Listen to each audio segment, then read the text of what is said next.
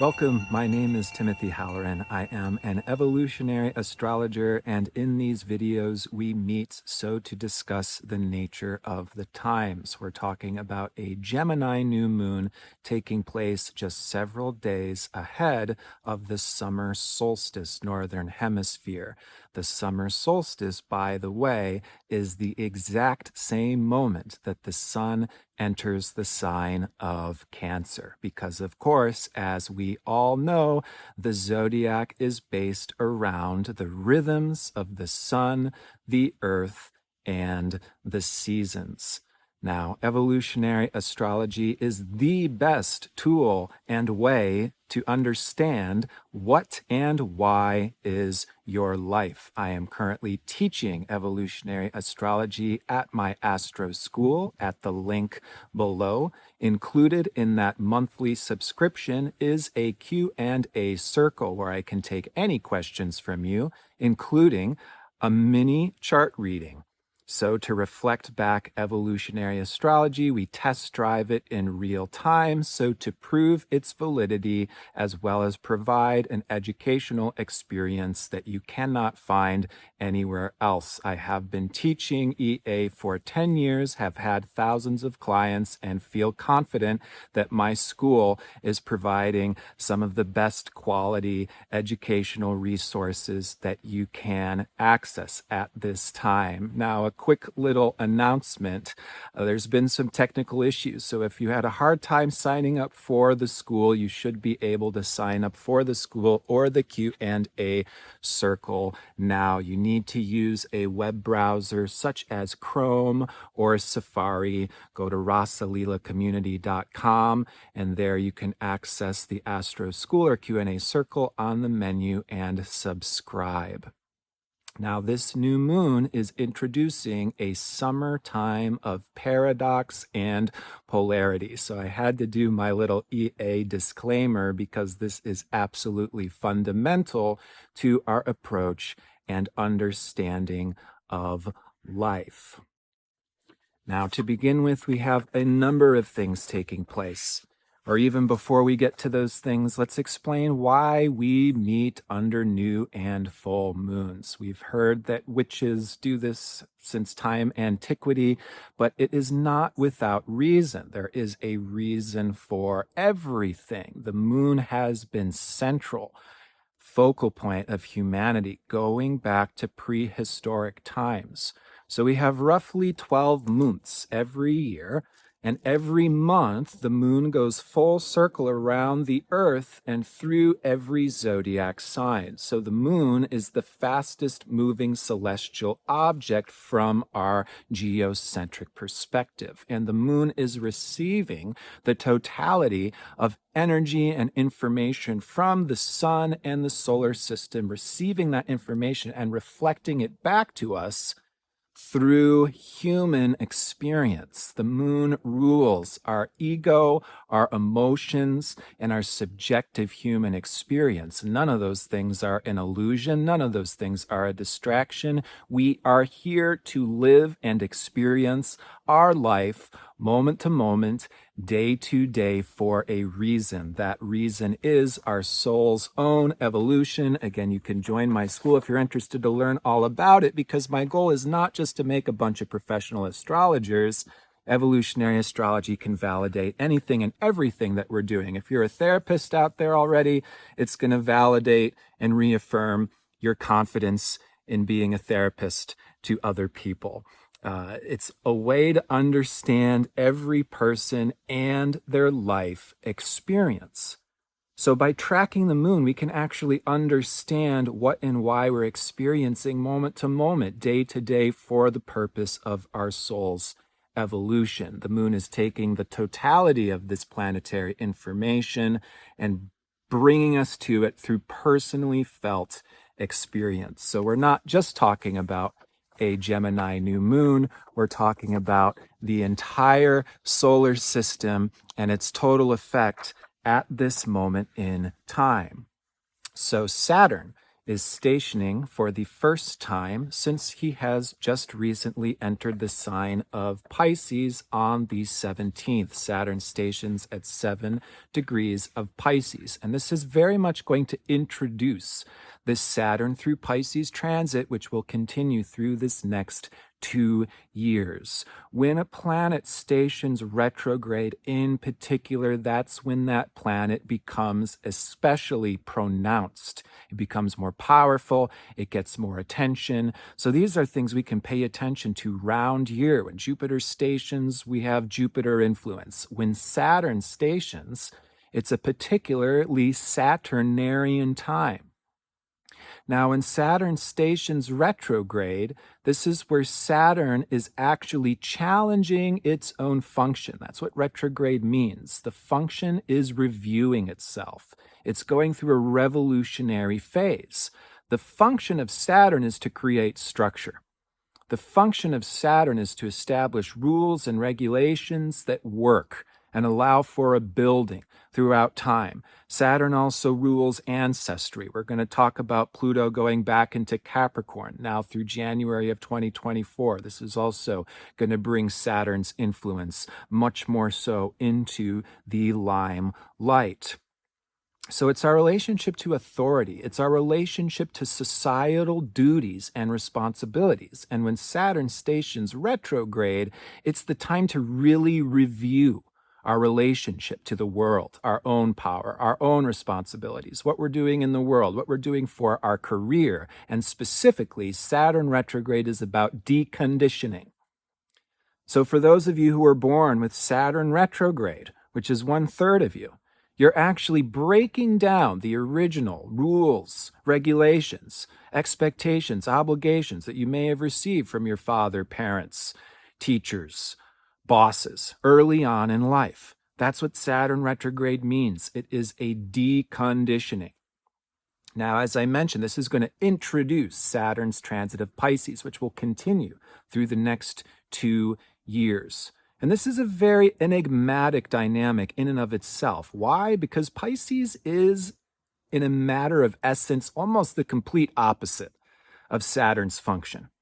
See, Pisces is about dissolving back into a uniform whole or accessing a greater meaning that's bigger than what it is we can grasp or set our hands on through acts of surrender and letting go. So to tune into a divine flow, Pisces has so much to do with creativity, spontaneity, movement, and flow that is unpredictable, that is outside of the bounds and limits of time and structure.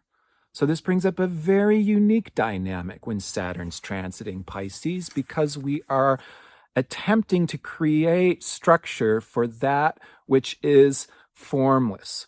We're trying to establish how, for example, to lay a foundation for our own creativity, to be more in tune with flow.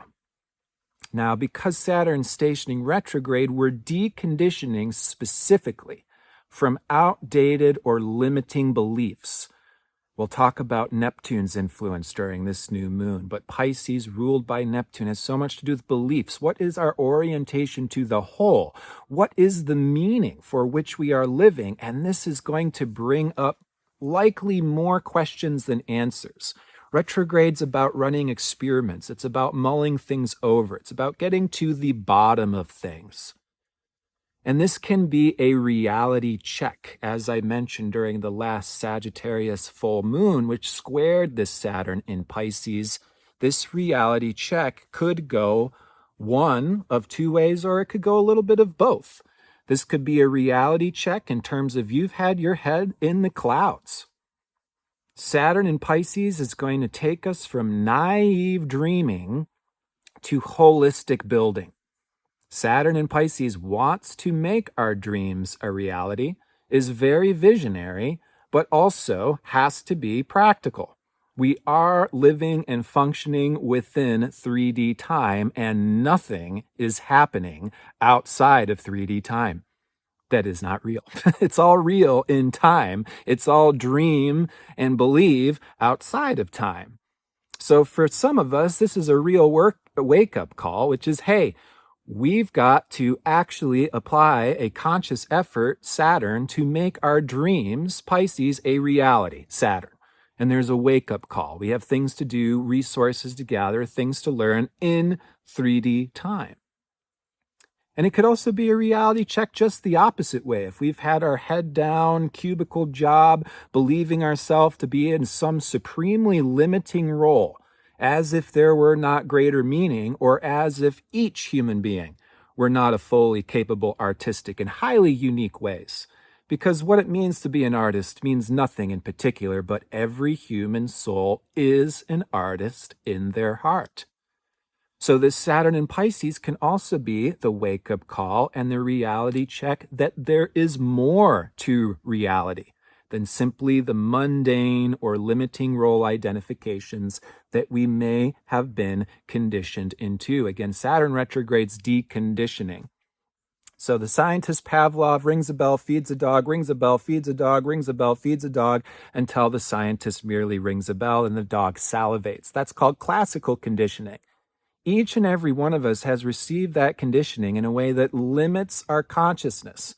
It's not just a mental thing. It gets conditioned in our actual body, in our actual identification. And those can be some of the limitations we can be recognizing and breaking down, so to come into a deeper reason and meaning for being, as well as a deeper connection to creative flow. So Mercury is going to square Saturn on the 15th, then Saturn squares Neptune on the 25th. And as I mentioned, the summertime has this interesting theme of polarity and paradox. And that's playing out with this Saturnarian theme as well, because we're having to take some things seriously. Like, hey, we'll talk about the Neptune influence and the potential to dream big or be led into that naivety, which can lead us into unnecessary self-sacrifice or losing ourselves by a lack of boundaries and dissolving into the other. And so we have to take seriously, hey, these are my limitations. And when we talk about the new moon, hey, these are my interests. These are my passions. This is more of a talking point for me, Gemini new moon. And you know what? This is a little bit boring and dry and my eyes glaze over, Gemini new moon. So we're working from both ends. Like, what's missing? What can we bring in to add a little bit more flavor? And when we start to talk about relationships, I think it's going to get particularly interesting. Can be a considerably romantic as well as hazy and uncertain forthcoming month. And please recall why we focus on the moon in these videos is this new moon is a snapshot in time that holds a fractal geometry that's actually going to unfold until the next new moon. So every new moon, when you look at that chart, that's the snapshot of the forthcoming month. So this next new moon is in Gemini, square to Neptune, quincunx to Pluto, and also conjoined the partnership asteroid Juno. So again, we're going to very much talk about relationships, which is very much up in the collective. We're not merely talking about just romantic partnerships. We're talking about how we as a human relate to other humans, period. So for example, some people have brought up, I'm dealing with loneliness and isolation. Absolutely. That's not a reflection of being separate from human relationship. Isolation is a symptom of how our relating is going. Any and all relationship is a basic human need. We all need to be connecting and sharing with other humans fundamentally. We are a tribal species.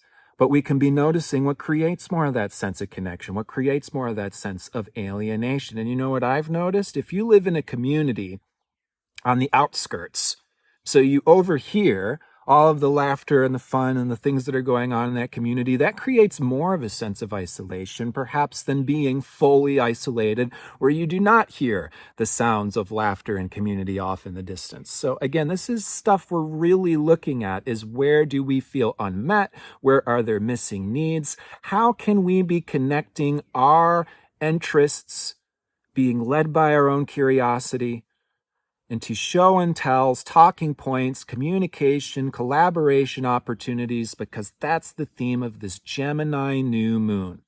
A meeting of like minds can join the partnership asteroid Juno, which brings up this theme of collaboration. How can we connect with others that has our backs?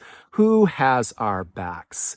What is the meaning and purpose for our sharing and relating? How can we make it more exciting? How can we make it more diversified? As some of this theme we're talking about between relationships, self and other, is going to bring some of these very deep themes. And this is where we're coming back to Pisces, where Saturn's stationing and this new moon squares the ruler of Pisces, Neptune. This is where we enter the most hazy, uncertain, and what I would say is the spiritual graduate's course portion of life. Pisces is the final sign of the zodiac that everything merges back into, and though it is not easy to nail down, we can use labels such as inconceivable to describe this nature of relationship. And what we can be discovering in a rather graduate's course or spiritual way is that our interpersonal relationships can reflect the human condition, which we could say reflects our relationship to God and spirit itself. How close can you get to another person? How much can we have a meeting of the minds? What is real love? What is real union?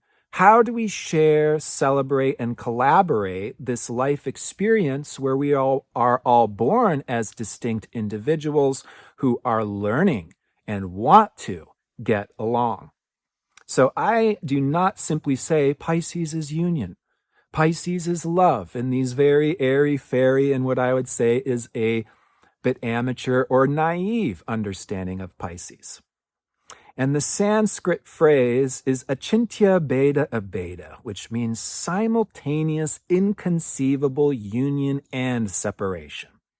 And that is how I would describe our relationship to any other human being in love, as well as the relationship between the human being, the jiva soul, and the super soul, the Atman or God. We can get as close as we possibly can, and yet there is separation. We can get as close as we possibly can, and with Pisces, there is this attempting to hold on to and not quite being able to grasp. And that's some of this theme that, again, Saturn stationing in retrograde can bring up in even challenging ways. It's like, what is this romance? What is this beauty? Is it real? Is it real? Is it real if we can't grasp it? Is it real if we cannot define it? How can we create structure for these most profoundly romantic, creative aspects of life that can essentially only be honored? So to create a connection where there cannot be a tangible or a limiting or a burdensome type of grip.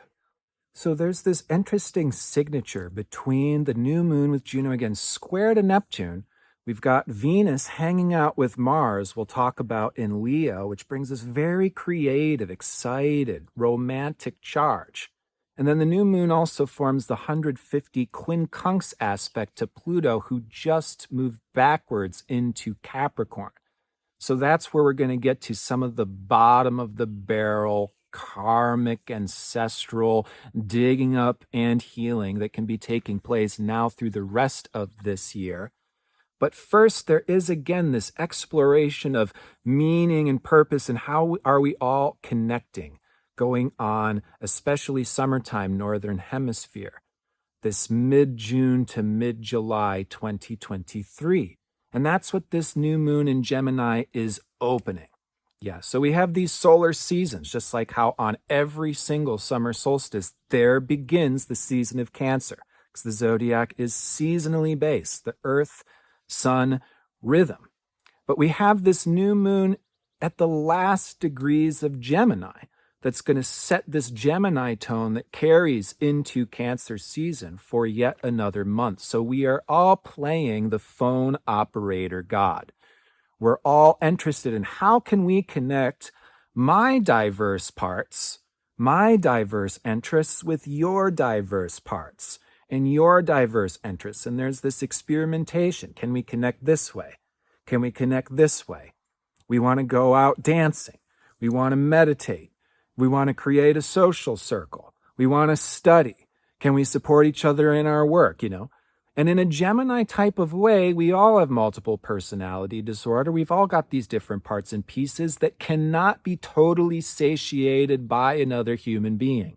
Again, we are a tribal consciousness. So we're experimenting here. Like, what parts and pieces can I get fulfilled by different people in different places so we can wear different hats and different masks at different times and then change it up? Be the magician.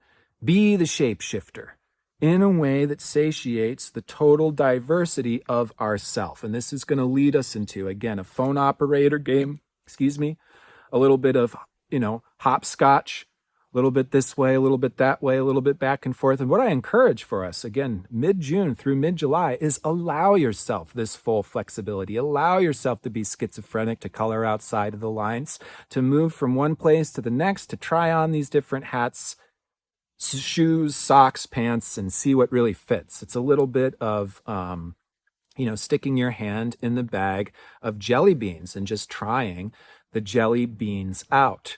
Now, the quincunx to Pluto indicates this experimental quality because there is a refining process that's taking place through all this diversification and experimentation. This is where the quincunx aspect can become quite itchy, shall we say. It's a challenging aspect that leads us into mastery. And this is going to refine what really works and what do we really like and what's really itchy to us. It's like we put on this itchy sweater that's our least favorite color because somebody else dreamed us being in that sweater and wearing that color for them. It's like, yeah, I don't know. This isn't really me. Pluto going back into Capricorn is completing this nearly 2-decade-long transit that's been going on since 2008. And it's deep, hard, heavy work in many respects. So we just had an introduction of Pluto through Aquarius, March to June of 2023. And this is foreshadowing a highly revolutionary, exciting, pioneering, nearly 2 decades to come. This is where everyone's getting excited and panicked about artificial intelligence, for example, because we're going to see those things explode in the next couple of decades, as well as break out of the bounds of basically how our species has defined ourselves culturally and societally. All that's about to change. However, there's loose ends. And Pluto going back into Capricorn is saying, okay, it's time to look at our ancestry. It's time to look at our heritage. It's time for us as a species to look at how have we historically created societal structures, cultures, and where are those things helpful? Where are those things man-made? Where are those things limiting or misleading? And that's our soul's work. See, that's a part of what I teach through EA, and this new moon brings up all of these themes. Saturn and Pisces, square to Neptune. What do we dream? What is that vision? And can we truly create our own reality? Is it that simple? We just dream into being whatever we want? I'm going to let you all know it's not that way, because we are all limited to our individual nature that we were born into, right? So it takes a really, really entitled person to actually believe you can do anything. Most of us are in circumstances where the world reflects back to us in a Saturn way. No, you can't. You are limited to what you're born into, and you probably received conditioning from your parents. And you may have heard of a thing such as karma. And you may have noticed these patterns that simply repeat through your life. And why do we have these patterns repeat through this life is, again, why I want to teach EA, because it's not all punishment. A lot of it is evolutionary necessity, which we could also say is our fate, which we could also be generous and say is what our heart and soul truly desires. So a lot of us topically on the surface can have these naive daydreams or vacations, but our soul says you've got work to do. You've got something to grow and unfold into, the same way a little baby child eventually becomes a fully capable and mature adult. So this is a spiritual maturing. Saturn stationing in Pisces. This is about growing up into our potential as spiritual souls, but what is the work? Again, that quincunx to Pluto is going to make this theme inescapable. Can we all get along? Answer no. Can we all 100% understand 100% of everybody else? Answer is no. What is our soul's work? What was the karma that we were born into? What is the ancestry that's been passed on generation to generation that we were born to first confront, to first get dragged under by? But that's not the end of the story. This is a journey of recognizing the capacity for the soul to die and then regenerate itself. That's the spiritual truth of eternal life.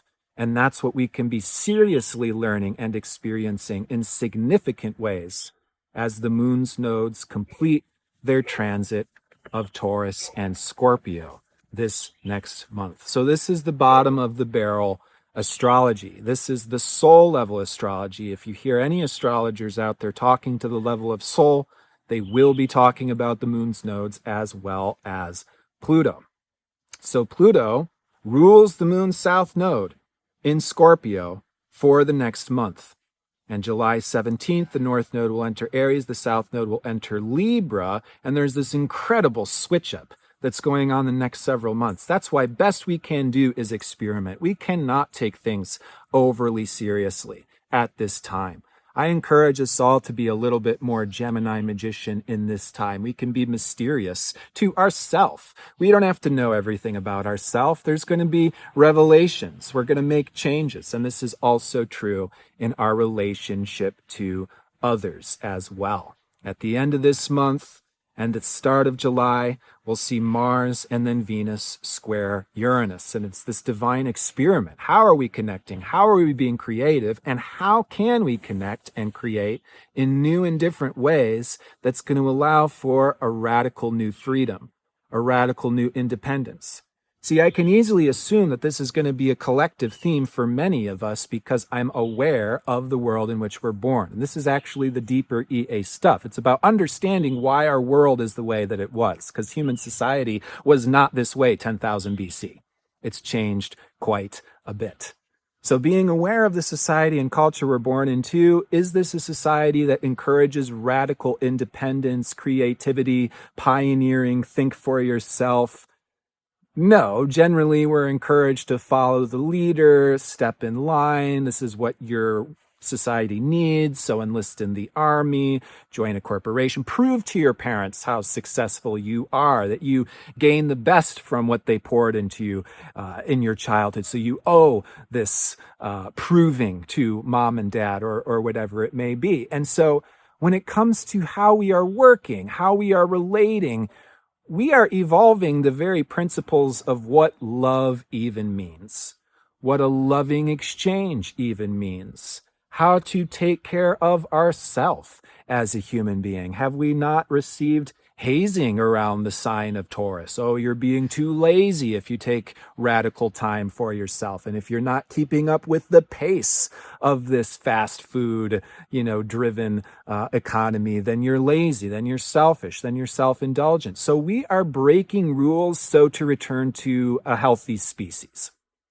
We are breaking rules so to anchor what it means to be a healthy human being.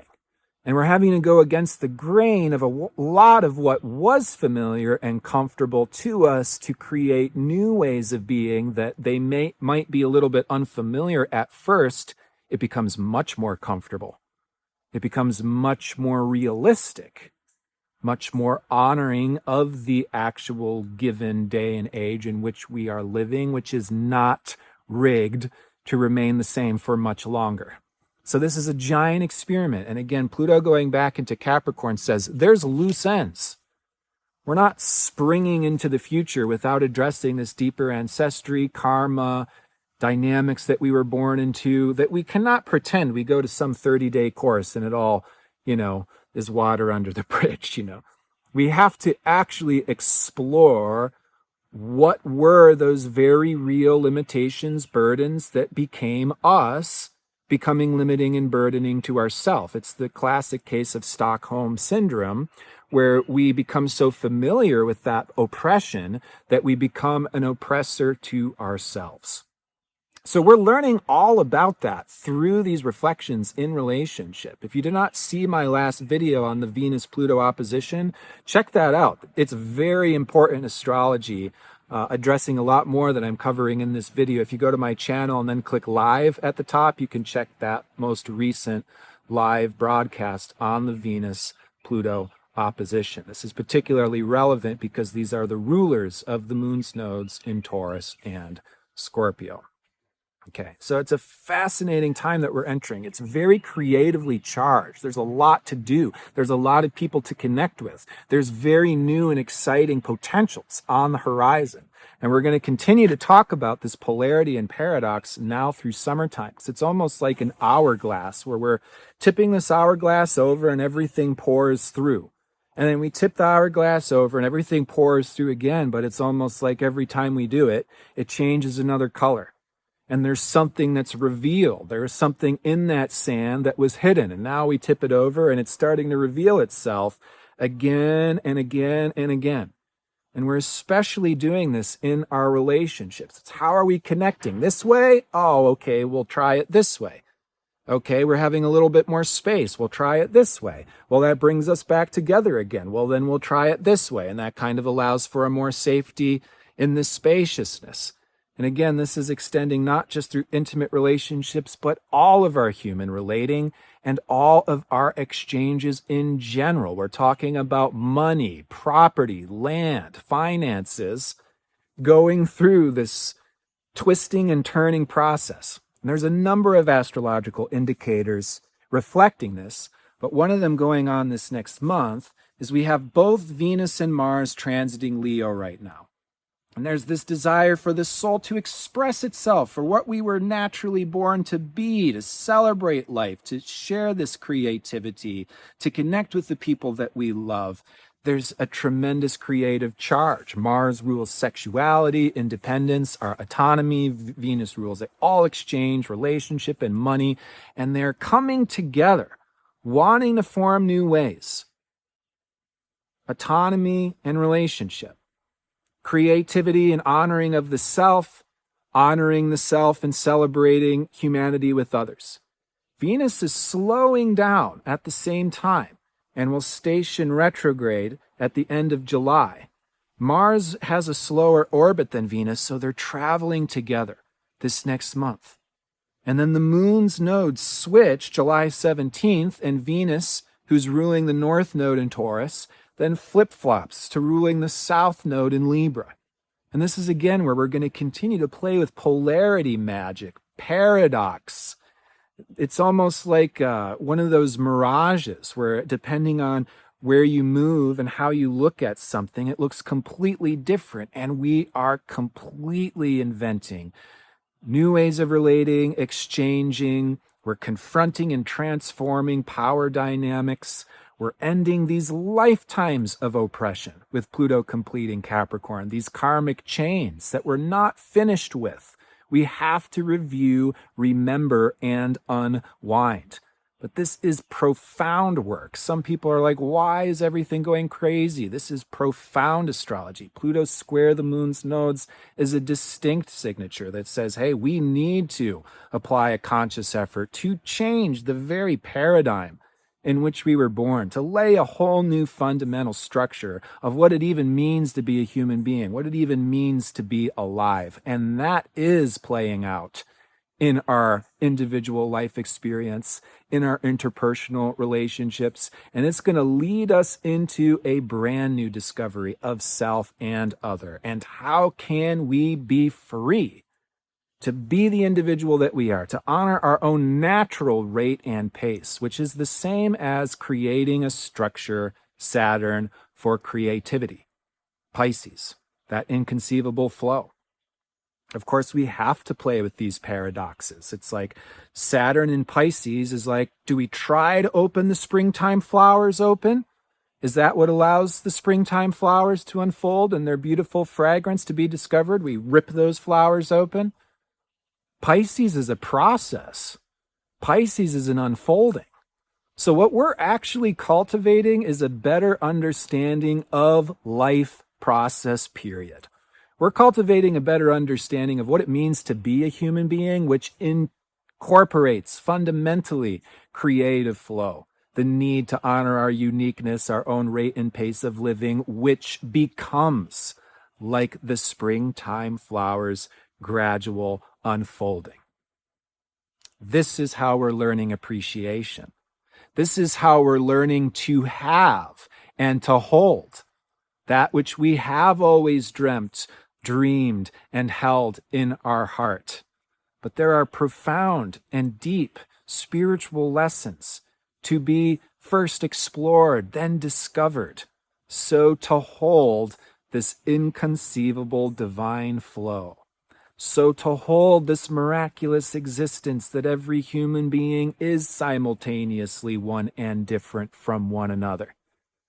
This is going to take some practice, but if we can begin to step into some of these more far-reaching and expansive potentials without getting lost in them, but connecting the dots like the phone operator themselves between the spiritual worlds, which is outside of time, where all souls are one in heaven and we're all in love and we all have this beautiful plan that we want to make real on earth with time, boundaries, limitation, divisionism, different interests, different souls, different backgrounds, different karmic family histories. And it's not by discarding one or the other. It's about working the teeter-totter back and forth, examining and exploring through paradox and polarity, so to create a bridge between these varying dimensions. Folks, I know of no greater bridge between the dimension of the plan and the 3D than astrology itself. As my good friend Patricia Walsh says, you can't make this shit up. And I'm excited to continue teaching and sharing this information, not to just create a bunch of professional astrologers, but to get humanity back to an appreciation of who we are, what we have, and what we're working with. Again, we'll be meeting this weekend, the 17th, for our monthly Q&A. There you can bring in your birth chart, any question about your life. You're struggling with this, have relationship issues, don't know why the fuck your life is the way that it is. I'd be happy to take your questions, reflect back your chart, and we can see in real time the irrefutable structure of the soul, how the current transits are always reflecting our current experience in any moment in time. So if you are interested in learning what or why is your life or experience, that is why we as a species are cultivating a relationship to astrology at this time.